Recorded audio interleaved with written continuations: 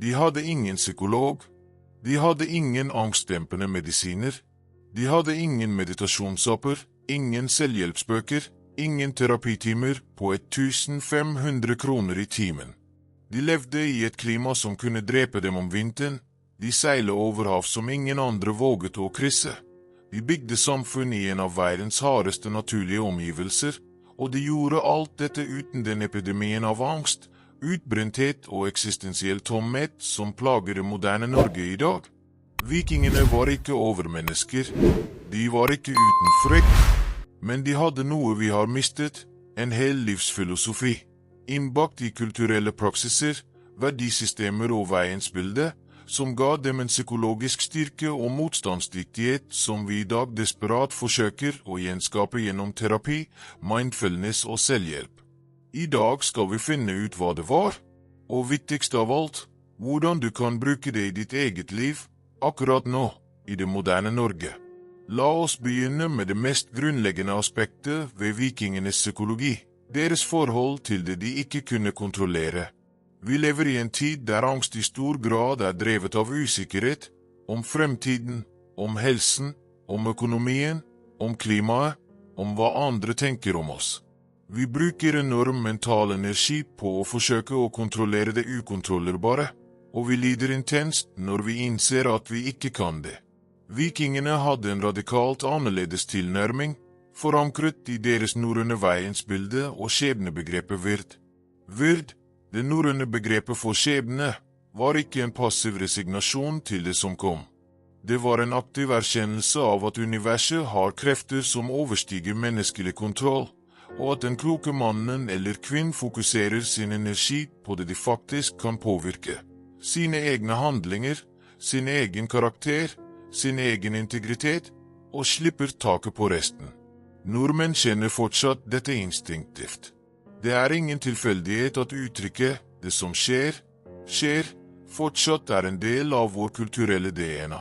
Det er en ekko av Vird, en urgammel filosofisk erkjennelse av at fred ikke kommer fra å kontrollere veien, men fra å akseptere den og handle riktig innenfor den. Den praktiske øvelsen fra Vird-filosofien er enkel, men kraftfull. Neste gang du kjenner angsten for fremtiden kommer krypende, bekymringen for jobben, for helsen, for klimaet, for hva som vil skje, still deg selv dette spørsmålet, er dette noe jeg faktisk kan gjøre noe med akkurat nå? Hvis svaret er ja, gjør det. Handle, ta det neste steget. Hvis svaret er nei, hvis det er noe som ligger utenfor din direkte påvirkning i dette øyeblikket, prøv å øve på det norrøne slippetaket. Ikke fordi det ikke betyr noe, men fordi din bekymring ikke forandrer det. Det er ikke svakhet å akseptere det ukontrollerbare. Det er den urgamle noeiske visdommen som vikingene bar med seg over alle hav. Et annet sentralt element i vikingenes mentale styrke var deres fellesskapsstruktur. Vikingsamfunnet var bygget rundt det som kalles æreskulturen, et system der individets verdi var uløselig knyttet til fellesskapet, til den gruppen man tilhørte, til de relasjonene man bygde og vedlikeholdt. Dette høres kanskje ut som et press, og det hadde absolutt sine utfordringer, men det hadde også en psykologisk effekt som moderne forskning nå bekrefter er en av de viktigste beskyttelsesfaktorene mot angst og depresjon, en dyp følelse av tilhørighet og mening gjennom fellesskap. I det moderne Norge er vi blitt stadig mer individualistiske. Vi bor alene i større grad enn noen gang. Vi jobber mer og ser naboene mindre. Vi har hundrevis av Facebook-venner og føler oss ensomme. Ensomhetsstatistikkene i Norge er dystre, særlig blant unge og eldre. Og vikingenes filosofi peker direkte på denne vunden i det moderne norske livet. Vi har offret dybden i fellesskap på effektivitetens og individualismens alter. Vi har byttet ut det nære, forpliktende, krevende fellesskapet, laget, storfamilien, nabolaget, mot overfladiske digitale forbindelser. Og vi betaler prisen for det i form av angst og meningsløshet. Den praktiske konsekvensen av vikingenes fellesskapsfilosofi for deg i dag er konkret. Invester mer i dype, forpliktende relasjoner. Ikke flere bekjentskaper, dypere vennskap. Ring en venn du ikke har snakket med på lenge. Si ja til naboens invitasjon. Bli med i en klubb, en forening, et kor, ikke primært fordi aktiviteten er morsom, men fordi du trenger et lag. Et lite, nært fellesskap der du kjenner og er kjent. Der de betyr noe for spesifikke mennesker, og de betyr noe for deg. Det er ikke nostalgi. Det er en urgammel psykologisk sannhet som vikingene visste og vi har glemt. Vikingene hadde også et svært distinkt forhold til frykt som er filosofisk fascinerende og praktisk nyttig. De skjelnet mellom det vi kan kalle funksjonell frykt og paralyserende frykt. Funksjonell frykt, den skarpe, fokuserte responsen på en reell trussel, var ikke bare akseptert, den var verdsatt. Den holdt deg levende. Den skjerpet sansene. Den mobiliserte styrke. Men paralyserende frykt, den kroniske, diffuse angsten som ikke knytter seg til noen spesifikk trussel, men bare siver inn i alle aspekter av livet, det var noe vikingenes livsfilosofi aktivt motarbeidet gjennom praksis, ritualer og holdningsbygging. Nøkkelen lå i det norrøne begrepet mot, ikke mot i betydningen fravær av frykt, men mot i betydningen riktig handling til tross for frykt. Vikingene forventet ikke at modige menn og kvinner ikke skulle kjenne frykt. De forventet at de skulle handle riktig likevel. Og dette er et svært viktig psykologisk poeng. Mot er ikke å ikke føle frykt. Mot er å føle frykten og gjøre det riktige uansett. Modern psykologi kaller dette eksponering. Den mest dokumentert effektive behandlingen for angstlidelser er nettopp å gradvis nærme seg det man frykter, og handle til tross for frykten, og dermed lære nervesystemet at trusselen ikke er så farlig som den føltes ut. Den praktiske øvelsen her er å identifisere en ting i livet ditt som du unngår på grunn av frykt eller angst. Ikke nødvendigvis noe dramatisk. Det kan være en ubehagelig samtale du utsetter, en mulighet du ikke tør å gripe, en sosial situasjon du trekker deg fra. Og så gjør det. Ikke fordi frykten forsvinner, men i tråd med det norrøne motbegrepet, handle riktig til tross for frykten. Du vil oppdage at selve handlingen, det å gå gjennom ubehaget i stedet for å unngå det, gir deg en psykologisk styrke og selvtillit som ingen mengde positiv tenkning kan matche. Det er ikke vikingromantikk. Det er urgammel psykologisk visdom bekreftet av moderne vitenskap. Et annet aspekt ved vikingenes mentale rammeverk som er svært relevant i dag, er deres forhold til lidelse og motgang. I det norrøne verdensbildet var lidelse ikke noe som skulle unngås for enhver pris. Det var noe som temmet karakteren, som bygde styrke, som ga visdom. Sagaene er fulle av karakterer som møter motgang med det vi kan beskrive som aktiv verdighet. De lider, de sørger, de kjemper, men de lar ikke lidelsen definere dem eller knekke dem. De bruker den som råmateriale for å bygge seg selv sterkere. Dette er en filosofi som er nesten diametralt motsatt av mye av det moderne samfunnets tilnærming til psykisk ubehag. Vi har utviklet en kultur der ubehag, av enhver art, er noe som skal fjernes så raskt som mulig. Vi tar piller mot tristhet. Vi scroller bort kjedsomhet. Vi underholder bort ensomheten. Vi unngår vanskelige samtaler. Vi medisinerer bort normal sorg. Og resultatet er et paradoks. Jo mer vi forsøker å unngå psykisk ubehag, jo mer angstfulle og sårbare blir vi.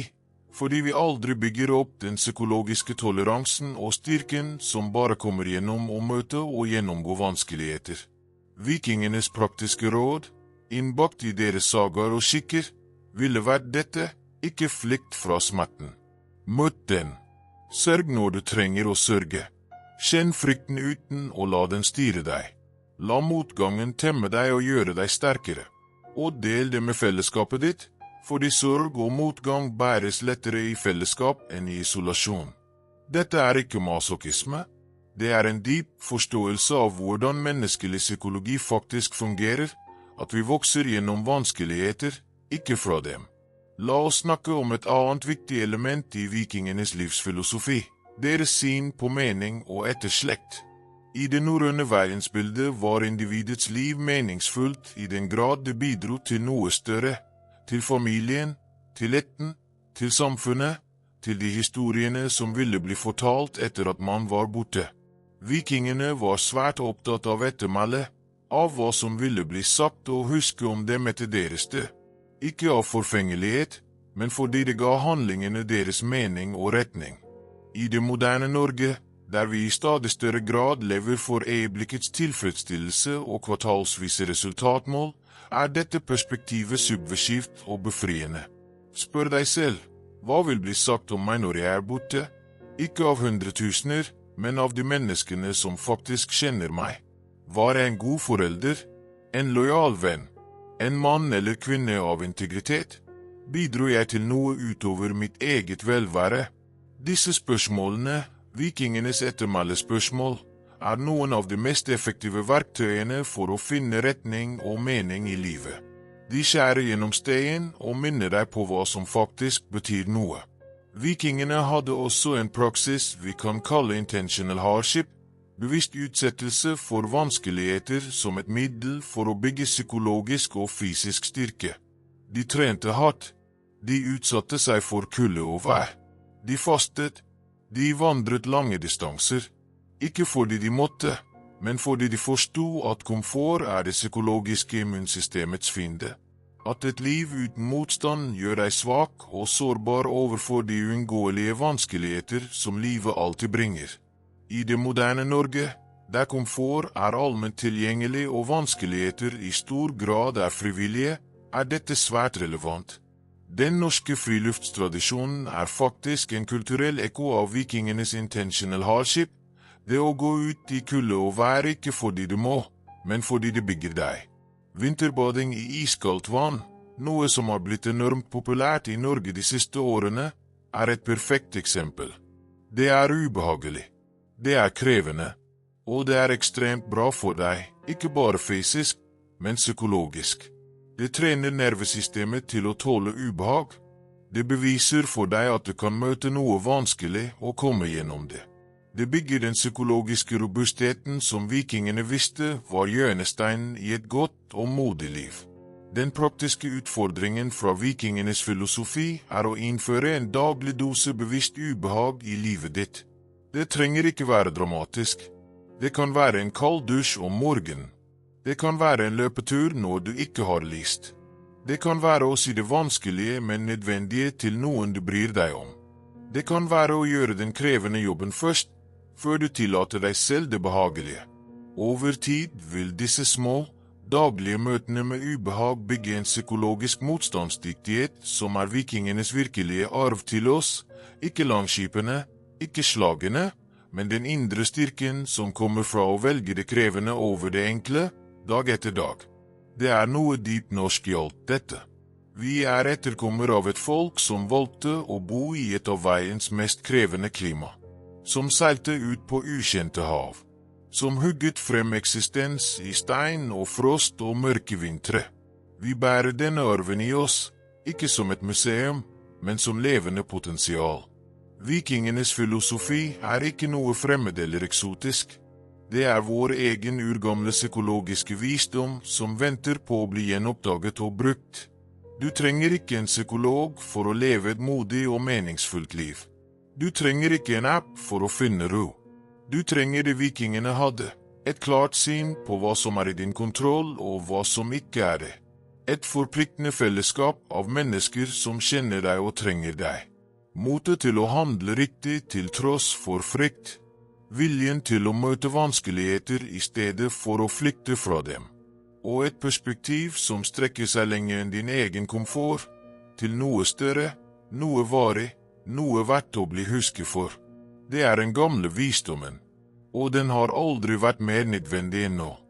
Trykk på kortet oppe til høyre og se neste video, der vi fortsetter å utforske filosofi og visdom som faktisk forandrer livet ditt. Og hvis du ikke allerede har abonnert på kanalen, gjør det nå. Her lager vi praktisk filosofi for vanlige nordmenn, hver uke, for deg som vil leve dypere og sterkere. Vi ses i neste video.